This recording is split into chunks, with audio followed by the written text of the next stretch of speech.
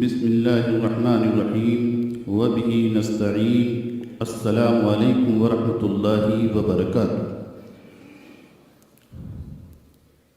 الحمد للہ القادر المقتدر القدیر والصلاة والسلام علی السید البشیر النذیر وعلی آلہ واصحابہ ووارث آلہ اجمعین وبعد۔ قال رسول اللہ صلی اللہ تعالی علیہ وسلم من زار قبری وجبت له شفاعتی، صدق رسولہ النبی الکریم ونحن على ذلك لمن الشاہدین والشاکرین والحمد للہ رب العالمین۔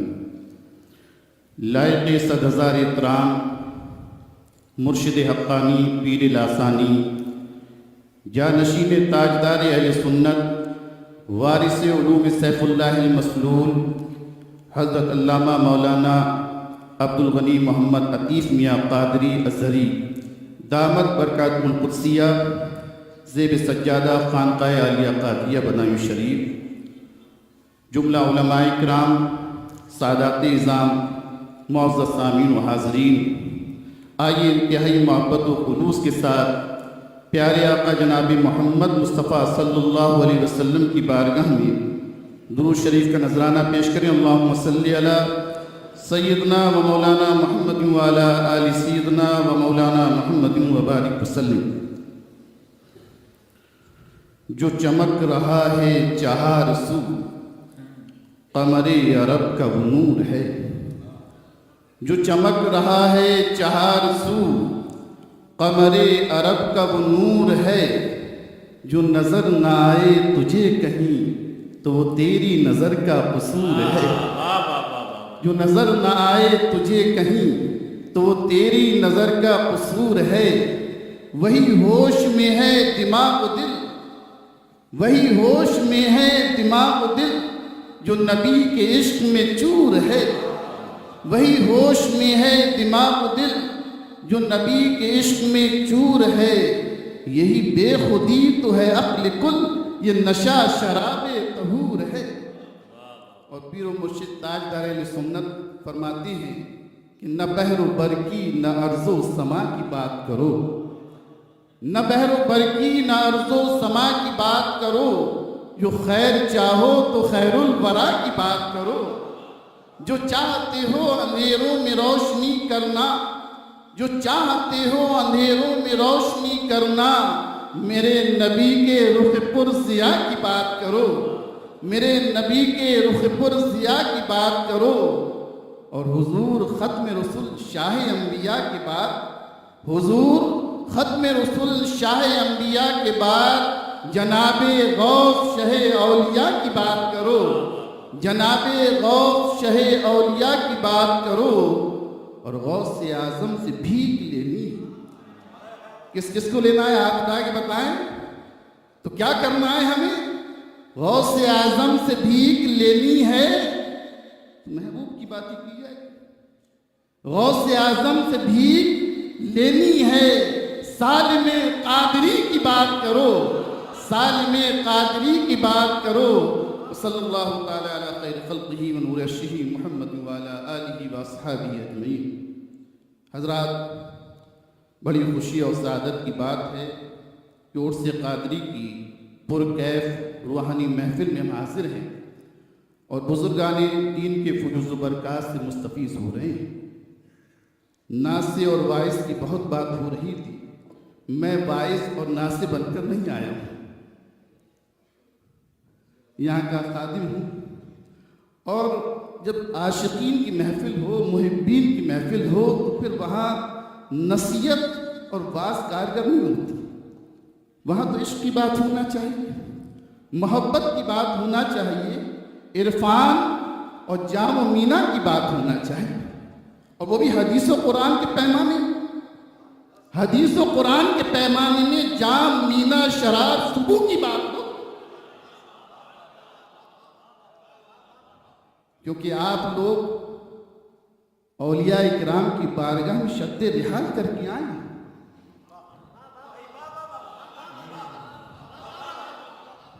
سفر کی صعوبتیں مشقتیں برداشت کر آئیں، اور جب اولیاء کی بارگاہ میں آتے ہیں تو خالی ہاتھ واپس نہیں جاتے۔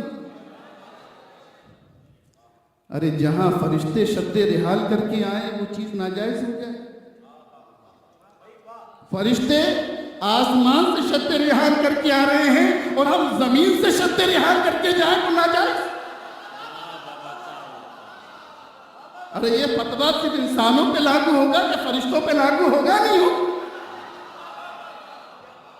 70,000 فرشتے صبح آئیں اور 70,000 فرشتے شام آئیں اور ایک بار حاضری مل جائے کہ دوبارہ نصیب نہ ہو۔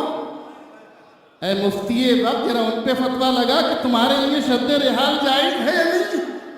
کتنی مسافت ہے، کوئی 7ویں آسمان سے آ رہا ہے، کوئی 6ٹھے آسمان سے آ رہا ہے، کوئی سدرۃ المنتہا سے آ رہا ہے، کہاں کہاں سے آ رہے ہیں۔ ارے کرامن کاتبین بھی جا رہے ہیں، منکر نکیر بھی جا رہے ہیں، حاملین عرش بھی جا رہے ہیں، نبی کی بارگاہ میں جائیں، شد رحال کر کے جائیں۔ اور ہمارا سنی اگر 100 کلومیٹر سے آ گیا، 1000 کلومیٹر سے آ گیا تو کہنے لگے نہیں بھئی شد رحال مت کرو۔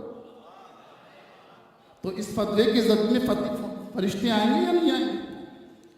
آنا چاہیے بھی، فتویٰ تو ایک ہونا چاہیے، کیونکہ وہ تو سب کے ہیں، رحمت للعالمین ہیں۔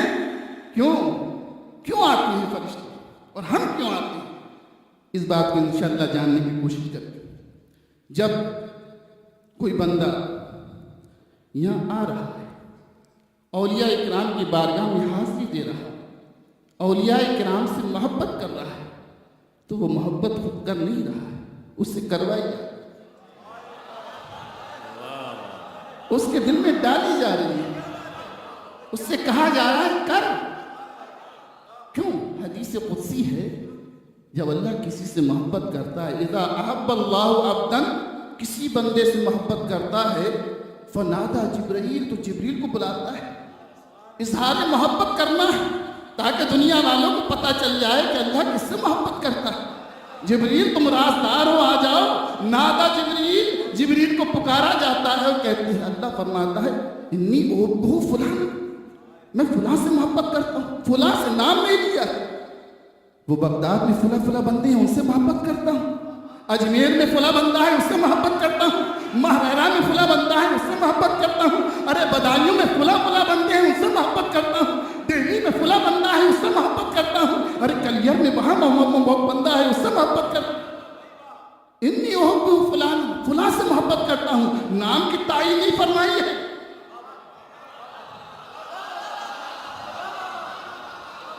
نام متعین نہیں کیا ہے، فلاں کہہ کے عام کر دیا ہے۔ اولیاء اکرام سرزمین پہ جلوہ گر ہیں، چاہے وہ بدایوں میں ہیں، چاہے وہ مہرورہ میں ہیں، چاہے وہ کلیئر میں ہیں، چاہے وہ دہلی میں ہیں، چاہے اجمیر شریف میں ہیں، چاہے نجف میں ہیں، چاہے کربلا میں ہیں، اللہ فرماتا ہے میں ان سے محبت کرتا ہوں۔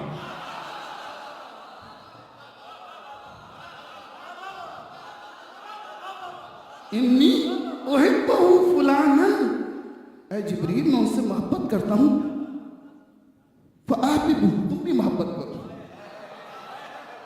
یہ بلایا اس لیے میں محبت کرتا ہوں تو تم بھی محبت کرو۔ فیحبہ جبریل محبت کرنے لگتے ہیں۔ فینادی فی اہل السماء، پھر اعلان کر دیتے ہیں آسمان کے فرشتوں۔ کون؟ جبریل۔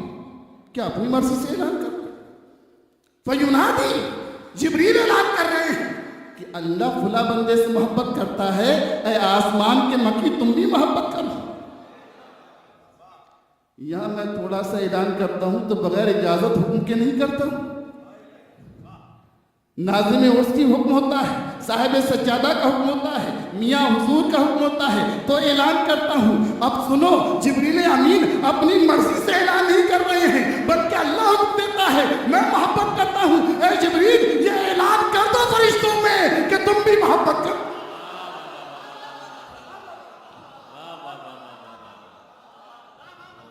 پہلے جبریل نے محبت کی، اب جبریل فرشتوں میں اعلان کر رہے ہیں، اے میکائیل تمہیں بھی محبت کرنا ہے، اے میکائیل تمہیں بھی محبت کرنا ہے، اے اسرافیل تمہیں بھی محبت کرنا ہے، اے کرامن کاتبین تم سے بھی محبت کرنا ہے، منکر نکیر تمہیں بھی محبت کرنا ہے، حاملین عرش تمہیں تمہیں بھی محبت کرنا ہے۔ آسمان کے مکی سن لو، اللہ فلاں بندے سے محبت کرتا ہے، تمہیں محبت کرنا ہے۔ اب جب آسمان والے محبت کرنے لگتے ہیں تو آپ سمجھ جاؤ دنیا والے محبت کریں گے یا نہیں کریں گے؟ ثم یودع لہ القبول فی اہل الارض، پھر اہل ارض زمین والوں میں محبت رکھ دی جاتی ہے۔ اب اگر زمین والا کسی بندے سے محبت کر رہا ہے، کسی اللہ کے ولی سے محبت کر رہا ہے، تو خدا کی قسم یہ محبت پہلے رب نے کی ہے، پھر فرشتوں نے کی ہے، پھر انسانوں نے کی۔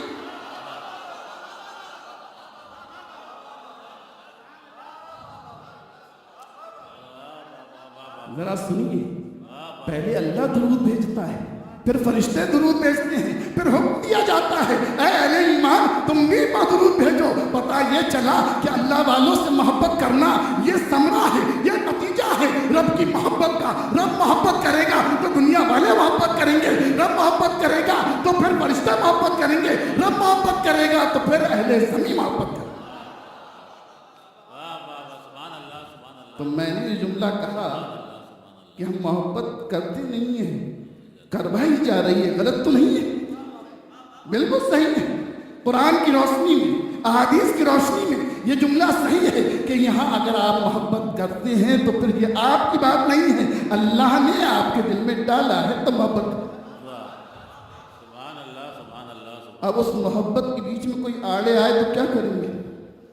محبت کے بیچ میں کوئی آتا ہے پھر سامنے والے کو دیکھا نہیں جاتا ہے، طاقت والا ہے، رتبے والا ہے، منصب والا ہے، عہدے والا ہے، بادشاہ وقت ہے، حاکم ہے، حکمراں ہے، جب محبت کے بیچ میں آئے گا تو عاشق دیکھتا نہیں ہے، وہ محبوب کے اشارے کو دیکھا کرتا ہے۔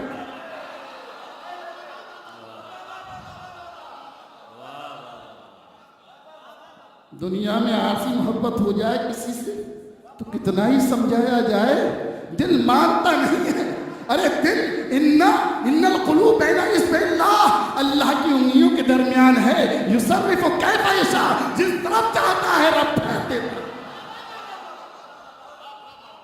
تمہارے فتوے لگانے سے ہم کیسے مان جائیں گے؟ شرک شرک کرتے رہو، بدعت بدعت کرتے رہو، لیکن یہ دل رب کی انگلیوں کے درمیان ہے، رب نے پھیرا ہے، جاؤ بدائیوں میں جشن ہو رہا ہے، وہاں جشن میں شامل ہو جاؤ، اس سے مجیدی ہو رہا ہے، اس سے قدیری ہو رہا ہے، اس سے مقتدی ہو رہا ہے، جاؤ عاشقین محبین اپنا فیض حاصل کر۔ اسی لیے محبین کا مجمع کشا کشا چلا آ رہا ہے۔ محبت بھی عجیب چیز ہے کہ اعمال ایک طرف رہ جاتے ہیں اور محبت بازی لے جاتی ہے۔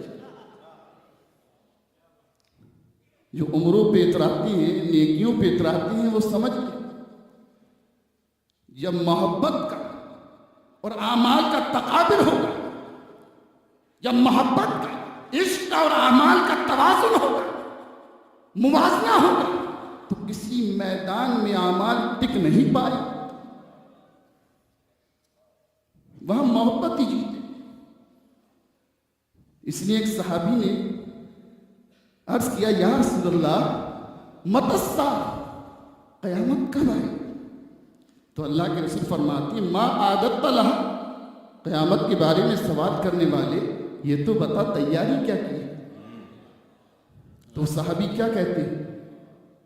ما عادت لہا من کثرت الصوم ولا صلاۃ، میرے پاس نمازوں کی کثرت نہیں ہے، روزوں کی کثرت نہیں ہے، لیکن ایک چیز دعوے کے ساتھ کہہ سکتا ہوں وَلَكِنِّي أُحِبُّ اللَّهَ وَرَسُولَهُ، میں اللہ اور رسول سے محبت کرتا ہوں۔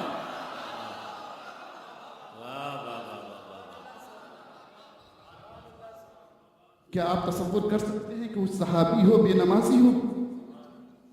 کیا یہ آپ سوچ سکتے ہیں کہ صحابی ہو روزہ نہ رکھے؟ ارے وہ روزے دار بھی ہیں، نمازی بھی ہیں، تقوی شعار بھی ہیں، لیکن انہیں ناز، فخر، اعتماد، توکل اپنے اعمال پر نہیں ہے، انہیں اگر بھروسہ ہے تو اللہ رسول کی محبت پر ہے۔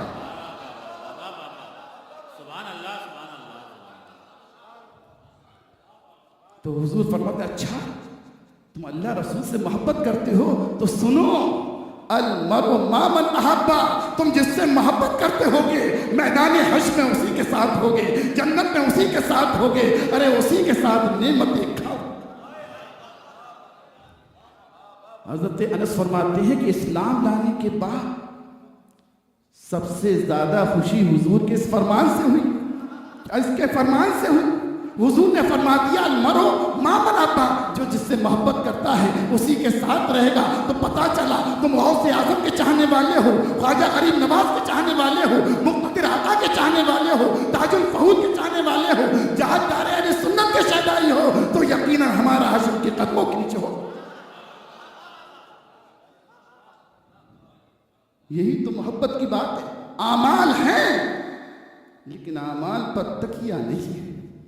جیسے آج کل لوگوں کو اپنے کعبے کے چکے پر بھروسہ ہے، صفا مروہ کی صحیح پر بھروسہ ہے، نمازوں پر بھروسہ ہے، روزے پر بھروسہ ہے، لیکن خدا کی قسم جس کے صدقے میں روزہ ملا ہے، جس کے صدقے میں نماز ملی ہے، جس کے صدقے میں کعبہ کیا بنا ہے، بیت اللہ بنا ہے، اس کو بھول کر، اس کو بائی پاس کر کے، اس میں لفظ نکال کر، خدا کی قسم یہ نماز تمہارے کام آنے والی نہیں۔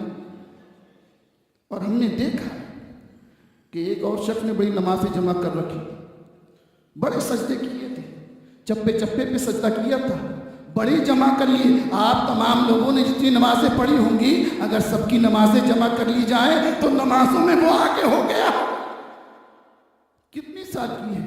40 سال، 50 سال، 60 سال، 70 سال، ارے وہ تو ہزاروں سال عبادت کرتا رہا ہے۔ علماء لکھتے ہیں زمین کا کوئی خطہ نہیں رہا جہاں پر سجدہ نہ کرا ہو، لیکن جب تعظیم کی بات آتی ہے تو کہتا نہیں میں افضل۔ ارے افضلیت کا تمغہ دیا کس نے؟ کس نے افضل ملا ہے؟ ارے پیدا کس نے کیا ہے؟ پیدا خالق نے کیا ہے، اور خالق حکم دے رہا سجدہ کر اس بندے کو، تو اب سجدہ نہیں کر رہا۔ تو پتہ یہ چلا کہ تعظیم رسول کی بنا پر شیطان کو یہ رسوائی مل رہی ہے، یہ ذلت مل رہی ہے۔ اور اگر تعظیم سے آج ہم انکار کریں گے، اولیاء اکرام کی تعظیم سے انکار کریں گے، رسول کی تعظیم سے انکار کریں گے، تو اس کا حشر دیکھ لو جو ہمارے سامنے ہے، اس کے لیے لعنت لکھی گئی ہے۔ تو لعنت کا توقع ہمارے گلوں میں نہ پڑ جائے۔ خدا کی قسم ہم ان میں سے نہیں ہیں، ہم محبت کرنے والوں میں سے ہیں، ہم عاشقین میں سے ہیں، ہم رسول کی تعظیم کرنے والوں میں سے ہیں۔ اور جب اللہ محبت کر لیتا ہے تو اب کیا نتیجہ برآمد ہوتا ہے؟ تو اللہ فرماتا ہے اذا احببتہ، جب میں کسی بندے سے محبت کر لیتا ہوں، فکنت سمعہ الذی یسمع بہ، میں اس کے کان بن جاتا ہوں، ان کانوں سے سنتا ہے۔ وبصرہ الذی یبصر بہ، میں اس کی آنکھیں بن جاتا ہوں، ان آنکھوں سے دیکھتا ہے۔ ولسانہ الذی یتکلم بہ، میں اس کی زبان بن جاتا ہوں، زبان سے سنا کرتا ہے۔ ویدہ التی یمشی ویدہ التی یبطش بہا، میں اس کے ہاتھ بن جاتا ہوں، وہ ہاتھ سے پکڑتا ہے۔ ورجلہ التی یمشی بہا، میں اس کے پاؤں بن جاتا ہوں، وہ پاؤں سے چلتا ہے۔ اب اس کے بعد بڑا پیارا جملہ ارشاد فرمایا ہے وَلَئِن سَأَلَنِی، یہ اللہ والا اگر کچھ سوال کرتا ہے، کوئی چیز مانگتا ہے، وَلَئِن سَأَلَنِی، اگر کچھ چیز مانگتا ہے، لَأُعْطِیَنَّہ، تو یقیناً میں عطا کر دیا کرتا۔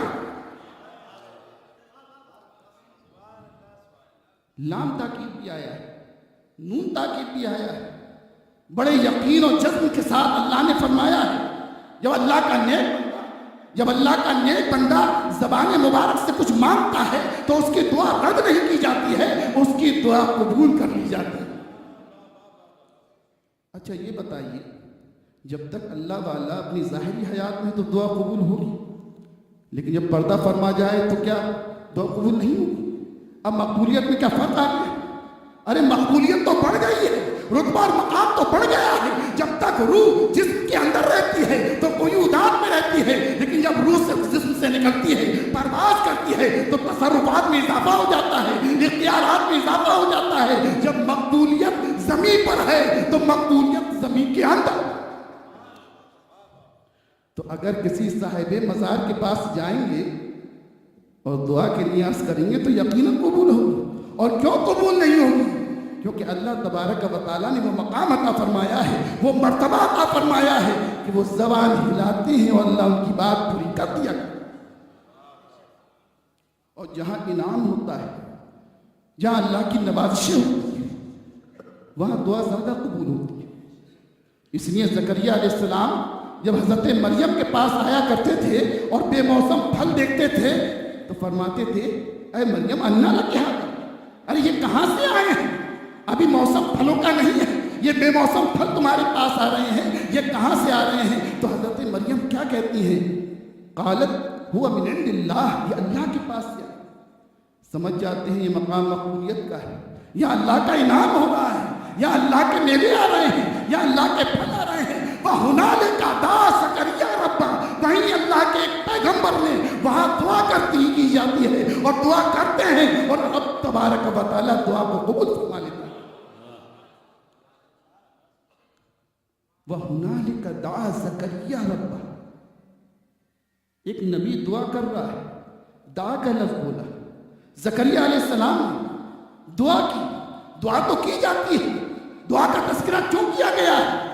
نہیں، وہ ہنالکا بتایا گیا ہے، ہنالکا کی طرف توجہ دلائی گئی ہے کہ دعا نبی نے کی ہے، یقیناً کی ہے، اور نبی دعا کر رہا ہے، لیکن کہاں کی ہے؟ وہ ہنالکا وہی کی ہے جہاں اللہ کا انعام حاصل ہوا۔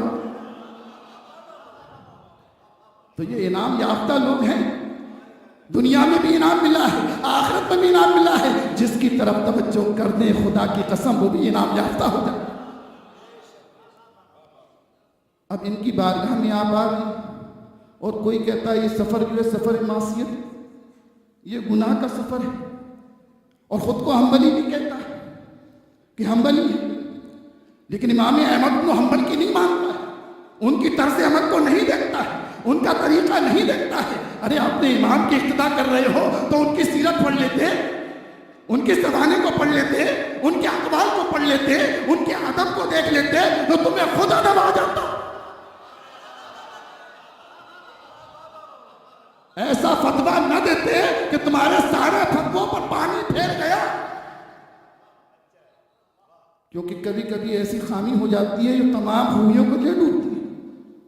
بہت بڑے ہیں، علم والے ہیں، لیکن چند فتاویٰ ایسے دے گئے جو سارے علم کو لے ڈوبے۔ کہتے ہیں نہیں، حضور کے مزار مبارک کے ارادے سے ان کی زیارت کے لیے اگر جاؤ تو وہ سفر بھی سفر معصیت ہے، گناہ کا سفر ہے۔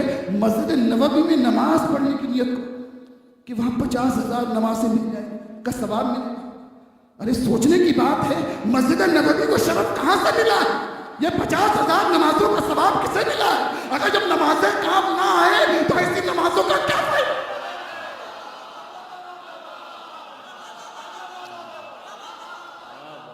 ہم ایسی نمازوں کا کیا کریں گے جو ہماری بشر کا سامان نہ بن سکے؟ ارے وہ 1 لاکھ ہو، وہ 2 لاکھ ہو، وہ 10 لاکھ ہو، وہ 10 کروڑ ہو، ہمیں تو ایک محبت کا اشارہ کافی ہے جو نجات کا سبب بن جائے۔ ہمیں تو نجات چاہیے۔ تم 50,000 کو دیکھ رہے ہو، 1 لاکھ کو دیکھ رہے ہو، لیکن دیکھیے مسجد نبوی میں ایک نماز پڑھ لیں گے تو ثواب 50,000، بیت المقدس میں پڑھ لیں گے تو ثواب 50,000، اور خانہ کعبہ میں پڑھیں گے تو 1 لاکھ۔ لیکن یہ بتائیے شرف ملا کہاں سے؟ یہ عظمت ملی کہاں سے؟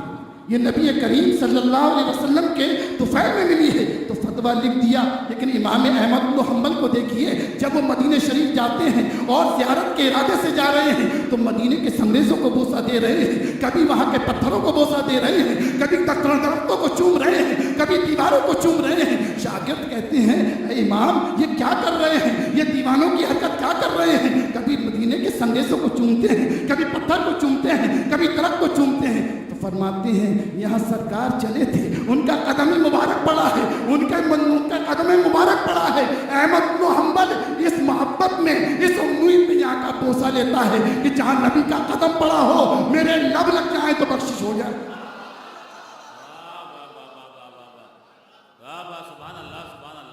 امام اہل سنت احمد بن حنبل کا پیغام دے رہے ہیں، ارے وہ ادب کا مقام ہے، وہ محبت کا مقام ہے، ادب کا ہے تیرے آسمان عرش ناسک تر نفس گم کردم می آیت جنید و با یزید اینجا۔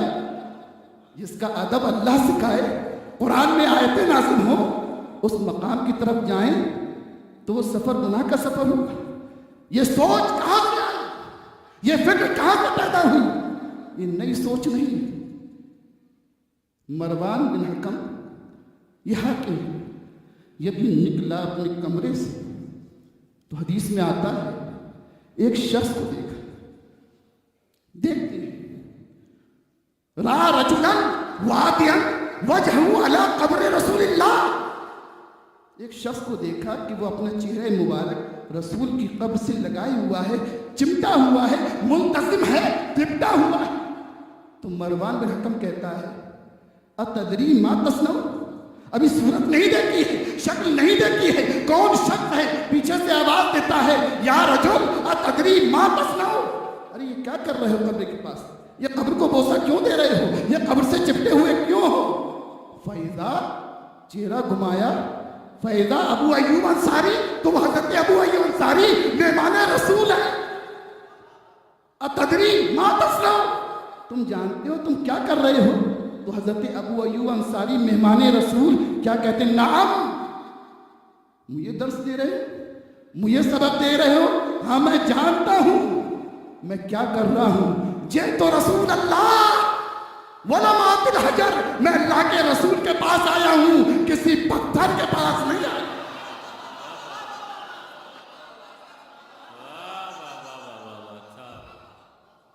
صحابی رسول امام احمد بن حنبل نے مسند کے اندر یہ حدیث نقل کی ہے، ابن حجر اسقلانی نے اس کی تصحیح فرمائی۔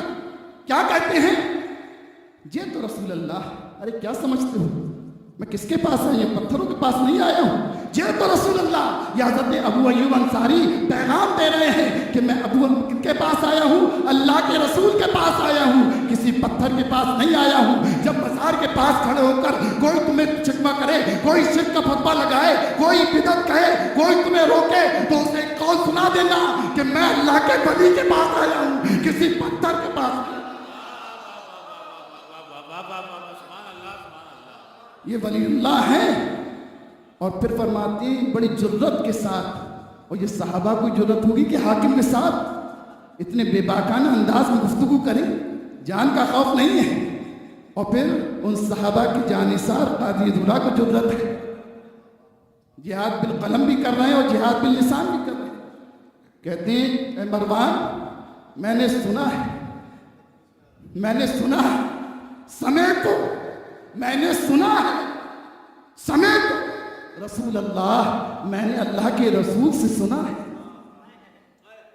کہ لا تبکوا علی الدین اذا ولی اہل، دین پر رونے کی ضرورت نہیں ہے جب دین کے نگہبان اہل ہوں، نگہبانی کرنے والے اس کی اہلیت رکھتے ہوں۔ وابکوا علی الدین، دین پر اس وقت رو اذا ولی غیر والہ، جب نہ اہل دین کے والی بن جائے۔ جب فتوے دکانوں سے اتنے لگے، جب حدیث کی باتیں وہ لوگ کرنے لگے جنہیں حدیث کی تعریف یاد نہ، اللہ، تب دین پر رونے کی ضرورت ہے۔ آج اگر کوئی بھی میڈیسن لے کر آ جائے اور آپ سے کہے فلاں مرض کی دوا ہے، آپ اسے استعمال کر لیجئے، کبھی نہیں لیں گے، کیونکہ اس کے سائیڈ ایفیکٹس ہو سکتے ہیں، اس کے نقصان ہو سکتے ہیں۔ ہماری کمی یہ ہے کہ دین کے نام پر جس نے جو چورن بیچ دیا ہم خریدنے کو تیار ہو جائے۔ دیکھو بیچنے والا اہل ہے یا نہیں، اس کے پاس سند ہے یا نہیں؟ ارے ہاں، سینکڑوں سال سے، سینکڑوں صدیوں سے دین اور سنیت کی خدمت علماء مشائخ کر رہے ہیں، اور الحمدللہ ہماری خانقاہ قادریہ یہ شریعت اور طریقت دونوں کا حسین سنگم ہے۔ اور میں کہنا چاہتا ہوں، اگرچہ موضوع کے خلاف ہے، کہ آج کوئی بھی عرسوں پر اگر نکتہ چینی کرے کہ یہ چیز غلط ہے، یہ چیز غلط ہے، عرس جائز نہیں، فلاں چیز جائز نہیں، تو اس سے کچھ کہنا مت، بس اس کا ہاتھ پکڑ کر درگاہ قادری لے آنا۔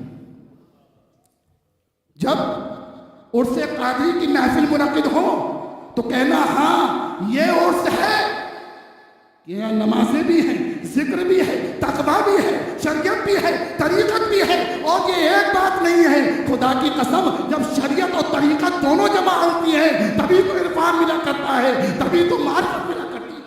سبحان اللہ، سبحان اللہ۔ عرس نام میلے ٹھیلے کا نہیں ہے، عرس نام روحانی فیضان حاصل کرنے کا ہے۔ جو کہا جاتا ہے وہ کیا جاتا ہے، کیونکہ ہمارے اوپر یہ الزام لگایا جاتا ہے، ہماری جماعت پر کہ یہ مستحب اور مستحسن عمل کے لیے فرض چھوڑ دیتے ہیں۔ ارے یہاں پر دیکھ لو، اگر جو اور جگہ فرض چھوڑنے والے ہیں یہاں آئیں گے تو نماز پڑھیں گے اور بڑے بڑے آراس میں چلے جائیے، اگر کوئی نمازی بھی ہوگا تو نماز قضا ہو جائے گی، اور اگر قضا نہیں بھی ہوگی تو کیا ہوگی؟ جماعت تو قضا ہو جائے گی۔ لیکن یہاں کے حاضرین جو ہیں صاحب سجادہ کا حکم ہے اور ہر دور میں رہا ہے، اور ہم نے دیکھا ہے کہ شیخ صاحب قبلہ خود علماء کے ساتھ صفے درست کیا کرتے تھے، صفے بنوایا کرتے تھے۔ میرے دل میں خیال پیدا ہوا یہ اتنی اہمیت کیوں دی جا رہی ہے صفوں کو؟ تو ایک روایت گزری، جب مجمع کثیر ہوا کرتا تھا تو حضرت ابو صدیق اور حضرت عمر صفوں کو سیدھا کرایا کرتے تھے، صفے بچھوایا کرتے تھے، اور جب وہ آ کے کہا کرتے تھے کہ صفے سیدھی ہو گئی ہیں، صفے درست ہو گئی ہیں، تب اللہ کے رسول اللہ اکبر کہہ کے نماز پڑھتے۔ تو پتہ چلا یہ صفے درست کرانا یہ عمر فاروق اعظم کی سنت ہے، صدیق اکبر کی سنت ہے۔ تو شریعت اور طریقت اسی کا نام ہے کہ جہاں شریعت کا بھی خیال کیا جائے اور طریقت کی بھی جان پلائے۔ تو جب اللہ کسی سے محبت کرتا ہے تو کیا دیتا ہے؟ اسے معرفت دیتا ہے، للہیت دیتا ہے، اسے بے خوفی دیتا ہے۔ اللہ اکبر۔ اسی لیے اللہ تبارک و تعالیٰ نے قرآن کے اندر ارشاد فرمایا ہے، الا آگاہ ہو جاؤ، ان اولیاء اللہ، اللہ کے ولیوں کو کوئی خوف نہیں ہے، کوئی غم نہیں ہے، یہ ان کی فضیلت ہے، یہ ان کی عظمت ہے، یہ ان کی رفعت ہے کہ انہیں کوئی خوف نہیں ہے، کوئی غم نہیں ہے۔ اور خدا کی قسم تم تو ناز کرو کہ غوث اعظم نے تو وہ مرتبہ عطا فرما دیا، اتنا نواز دیا کہ خود ارشاد فرماتے ہیں کہ مریدی لا تخف عاشل فإنی عزوم قاتل عند القتال۔ ارے اللہ نے مجھے بے خوف کیا ہے اور میں نے تمہیں بے خوف کر دیا ہے، اب ڈرنے کی ضرورت نہیں ہے، گھبرانے کی ضرورت نہیں ہے، مخالف کو دیکھ کر لرزنے کی ضرورت نہیں ہے، بلکہ غوث کے قدموں میں پڑا ہوا، غوث کے در پر پڑا ہوا کتا بھی شیر کو خطرے میں نہیں لاتا۔ اپنی طاقت کو مت دیکھو، غوث اعظم پر تکیہ کرو۔ اور حضرات ہم دیکھتے ہیں جب خانوادہ قادریہ کی تاریخ کو پڑھتے ہیں، یہاں کے مشائخ کی تاریخ کو پڑھتے ہیں، یہاں کے علماء کی تاریخ کو پڑھتے ہیں، یہاں کے بزرگوں کی تاریخ کو پڑھتے ہیں کہ ہر ایک علم ظاہر میں اور علم باطن میں اپنے وقت کا امام نظر آتا ہے۔ محدث بھی یہاں ملیں گے، مفسر بھی ملیں گے، متکلم بھی ملیں گے، ادیب بھی ملیں گے، شعراء بھی ملیں گے، لیکن خدا کی قسم کبھی علم پر ناز نہیں کیا ہے، کبھی ان کی پہچان علم نہیں بنائی ہے، اپنی پہچان کو تقویٰ نہیں بنایا ہے، اپنی پہچان عرفان نہیں بنایا ہے، بلکہ کیا بنایا ہے؟ تو شیخ صاحب کی زبانی سنو، غوث اعظم کے غلام عاصم اپنی پہچان ہے کیا ہو؟ تیرا حامی، تیرا ناصر، تیرا غوث شاہ جیلان ہے، کیا ہونا ہے؟ لیکن حضرات یہ جبھی ملے گا جب ہم اولیاء کرام کے نقش قدم پر بھی چلیں، ان کی ذات سے بھی محبت کریں، ان کے اعمال سے بھی محبت کریں، ان کے قول سے بھی محبت کریں، ان کے فعل سے بھی محبت کریں۔ اور جب محبت دو طرفہ ہو جائے گی تب مقام علا تمہیں نصیب ہو جائے گا۔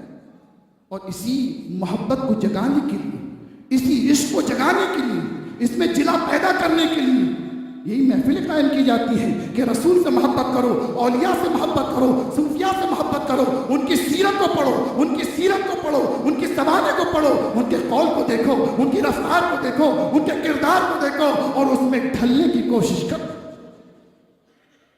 اور حضرات جب اولیاء اکرام کے آستانوں پر حاضری دیں گے تو اس سے بڑا فائدہ یہاں بھی ملے گا اور آخرت میں بھی ملے گا۔ اور آخرت میں وہ فائدہ ملے گا خدا کی قسم کہ آپ کی وہم و گمان میں بھی نہیں ہوگا۔ ایک حدیث مجھے یاد آ رہی ہے کہ کچھ اولیاء کرام کو پروانہ جنت مل چکا ہوگا، لیکن جنت میں جانے کو راضی ہے۔ اللہ اکبر، کتنا ناز ہے کہ جنت سب سے بڑی نعمت ہے اور جنت کا پروانہ ہاتھ میں ہے، لیکن ایک بندہ کہتا نہیں ابھی نہیں جاؤں۔ سب للچا رہے ہیں، سب حرص کر رہے ہیں، تمنا کر رہے ہیں، مانگ رہے ہیں کہ جنت مل جائے، جہنم سے پناہ مل جائے، اور وہاں پر جنتی بندے بیٹھے ہوئے ہیں، جنتی بندے کھڑے ہوئے ہیں۔ فرشتے کہتے ہیں جاؤ جنت انتظار کر رہی ہے، لیکن وہ بندے کہتے ہیں نہیں ابھی نہیں جائیں۔ کیوں نہیں جاؤ گے؟ کیونکہ کچھ لوگ ہمارے ساتھ رہا کرتے تھے، ہمارے ساتھ نمازیں پڑھا کرتے تھے، ہمارے ساتھ روزہ رکھا کرتے تھے، ہماری مجلسوں میں بیٹھا کرتے تھے، وہ ہمیں نظر نہیں آ رہے۔ یہ پیغام فرشتے اللہ کی بارگاہ میں پہنچائیں گے تو اللہ فرمائے گا، بڑا پیارا جملہ ہے، توجہ چاہتا ہوں۔ اللہ فرمائے گا اے میرے بندو اخرجو من عرفتم، نکال لو، جہنم سے نکال لو جس کو تم پہچانتے ہو۔ اس حدیث میں پہچان کا لفظ بولا ہے، اگرچہ بہت سی حدیثوں میں یہ آیا ہے کہ اللہ جو ہے جس کے دل کے اندر رائی برابر ایمان ہوگا اسے نکال لے گا، ذرہ برابر ایمان ہوگا اسے نکال لے گا۔ یہ حدیث برحق ہے، لیکن یہاں پر تھوڑا الگ انداز ہے، اولیاء اکرام سے خطاب کیا جا رہا ہے۔ من عرفتم اخرجو من عرفتم، جس کو تم پہچانتے ہو اس کو نکال لو۔ تو خدا کی قسم، جس کو اللہ کا ولی پہچان لیتا ہے وہ جنتی ہو جایا کرتا ہے، جنت میں لے جائیں گے۔ کیوں؟ اس لیے کہا جاتا ہے کہ اپنے چہروں کو پہچانوایا کرو، آستانوں پہ حاضری دیا کرو، آستانوں پر حاضر ہوا کرو۔ اور یہ کیوں؟ کیونکہ رسول فرماتے کہ میرے آستانے کی بات نرالی ہے، من زارہ قبری، جس نے میری قبر کی زیارت کی۔ ارے میری زیارت تو بہت اونچا مقام ہے، خواب میں زیارت اور مقام ہے، لیکن صرف قبر کی زیارت کی ہے، وجبت لہ شفاعتی، اس کے حق میں میری شفاعت لازم ہو گئی۔ جو رسول کے مزار کو دیکھ لے، اللہ اکبر، جب وہ جنتی ہو جائے، اس کی شفاعت ہو جائے، تو جو رسول کے چہرے کو دیکھ لے اس کا عالم کیا ہو؟ اور ان چہروں کو دیکھنے والے پر کوئی انگلیاں اٹھائے، ان کے خلاف جو ہے وہ انگوش نمائی کرے، ان کی گرفت کرے کسی بات پر، تو دیکھ لے وہ رسول کو چہرہ دکھائے گا یا نہیں دکھائے گا؟ ارے ان چہروں نے کیا کیا ہے؟ تو مشاجرات صحابہ میں مت پڑھو، یہ دیکھو یہ صحابی ہیں، انہوں نے نبی کا چہرہ دیکھا ہے۔ جو نبی کا مزار دیکھ لے اس کے حق میں شفاعت ہو جاتی ہے، تو جو نبی کا چہرہ دیکھ لے اس کا عالم کیا ہو؟ اور حضور فرماتی من رآنی فی المنام، جس نے خواب میں مجھے دیکھا تو اس نے حقیقتاً مجھے دیکھا۔ شیطان کو یہ قدرت نہیں دی گئی ہے کہ وہ میری شکل اختیار کرے۔ اور ایک حدیث میں یہ آتا ہے من رآنی فی المنام، جس نے خواب میں مجھے دیکھا ہے فسیرانی فی الیقظہ، یقیناً وہ بیداری کے عالم میں بھی دیکھے۔ قربان جاؤ، یہ شرف بھی ہمارے سیف اللہ مسرور کو ملا ہے۔ نبی کریم صلی اللہ علیہ وسلم مزار انور سے نکل کر سینے سے لگایا ہے۔ ہمارے بزرگوں کو کس نے صفا پر دیدار کرایا ہے، کسی کے نام غلاف بھیجا ہے، کسی کو محبوب بنایا ہے، اور کسی کو اپنے پاس رکھ لیا ہے، یہ بتانے کے لیے کہ خانوادہ عثمانیہ، خانوادہ قادیہ کا مقام غوث کی بارگاہ میں کتنا بڑا۔ ذرا حضرات، کسی کو ایک بار شرف مل گیا، کسی کو 2 بار شرف مل گیا مزار انور پر جانے کا، شد رحال کرنے کا، لیکن جس کی زندگی ہی شد رحال میں گزری ہو، کبھی جا رہے ہیں تو طیبہ جا رہے ہیں، کبھی جا رہے ہیں تو بغداد جا رہے ہیں، کبھی جا رہے ہیں تو اجمیر جا رہے ہیں، اور کبھی جا رہے ہیں تو ماہرہ جا رہے ہیں، کبھی جا رہے ہیں نجف جا رہے ہیں۔ یہ کوئی اور ذات نہیں ہے، یہ ہمارے پیر و مرشد تاجدار اہل سنت کی ذات ہے۔ اور ایک بار نہیں، سال میں 2 بار جا رہے ہیں۔ اب بتاؤ، من زارہ قبری کتنی بار زیارت کر رہے ہیں؟ ارے جو زیارت فرشتوں کو ایک بار مل رہی ہے، تاجدار سنت کو زندگی میں بارہا مل رہی ہے۔